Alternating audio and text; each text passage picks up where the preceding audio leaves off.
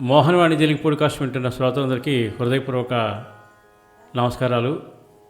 ఈరోజు 4వ షాట్లో మరొక అద్భుతమైన విషయాన్ని విని మన భగవద్బంధువులందరికీ షేర్ చేద్దాం.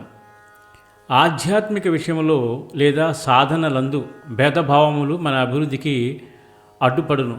భగవంతుడు నిరాకారుడని నమ్మువారు భగవంతుడు ఆకారము కలవాడని నమ్మువారిని ఖండించి అది వట్టి భ్రమ అనిదిరు.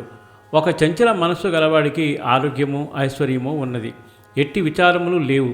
అనవసరమైన ఆరాటములు పైన వేసుకొని అక్కడక్కడ తిరుగుతూ మనశ్శాంతిని పోగొట్టుకొనుచు ఒక్కొక్కప్పుడు భారములని వదిలి వేస్తూ ఉండేవాడు. మరొకప్పుడు వాటిని మోస్తూ మనస్సు నిలకడగా లేకున్నప్పుడు ఒకే చోట ఆశ్రయించుకొని నిలకడగా ఉండమని చెప్పారు బాబా.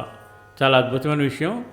దీన్ని తప్పకుండా మనం ఆచరించి మంచి మార్గంలో పయనించాలని మనస్ఫూర్తిగా కోరుకుంటూ సర్వేజన సుఖినో భవంతు, లోకా సమస్త సుఖినో భవంతు. ధన్యవాదాలు. స్వస్తి.